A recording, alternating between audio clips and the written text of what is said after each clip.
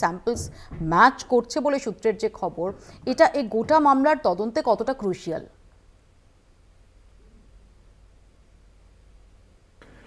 দেখুন, প্রথমত DNA report কি আছে সেই রিপোর্টে নিশ্চিতভাবে যদি এগুলো ম্যাচ করে তাহলে দিস ইজ ইম্পর্টেন্ট এভিডেন্স। কিন্তু গোটা মামলার তদন্তের ক্ষেত্রে আমার মনে হয় এই যে প্রশ্নটা করা হচ্ছিল একজন ব্যক্তি ঘটনা ঘটিয়েছেন না একাধিক ব্যক্তি ঘটনা ঘটিয়েছেন বা কোন মোডাস অপারেন্ডিতে এই ঘটনা ঘটেছে, সেটা যদি আমরা সঠিকভাবে তদন্ত করতে চাই তাহলে আমাদের মনে রাখতে হবে এই ঘটনাটা কেন আর 5টা ধর্ষণ বা খুনের ঘটনার থেকে আলাদা।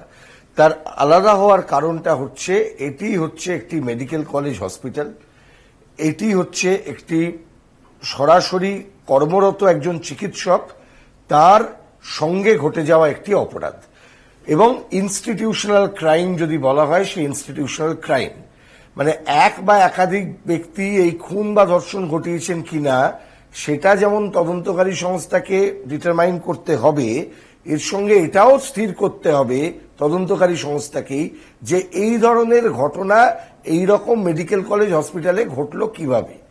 তাহলে কি এই মেডিকেল কলেজ হসপিটালে এমন কোন ইররেগুলারিটি ঘটছিল যে ইররেগুলারিটিগুলো যে আজকে এই পরিস্থিতির জন্য রাস্তা প্রশস্ত করলো? আজকে কোনো আউটসাইডার মেডিকেল কলেজে ঢুকছেন এই রকম একটা ব্যবস্থা যেখানে আছে সেখানে কি এই সুরক্ষাটা প্রশ্নের সামনে উঠছে না? আমার মনে হয় প্রশ্নগুলোকে ওই দিকটায় নিয়ে যাওয়ার দরকার। কিন্তু একই সঙ্গে এটাও ঠিক যে কোনো ঘটনা এই ধরনের ধর্ষণ বা খুনের ঘটনার ক্ষেত্রে ডিএনএ রিপোর্টের একটা গুরুত্বপূর্ণ ভূমিকা থাকে।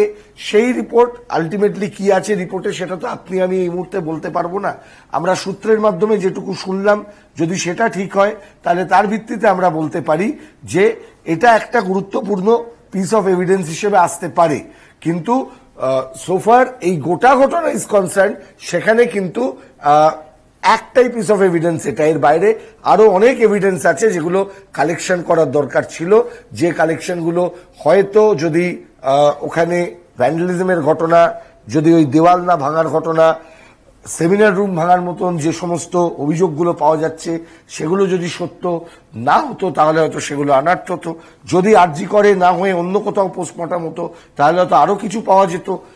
অনেকগুলো প্রশ্ন থাকছে যে কেন এগুলোকে কমপ্লাই করা হয়নি। ফলে এখনই খুব কনক্লুসিভ একটা ডিসিশনে যাওয়া যাবে।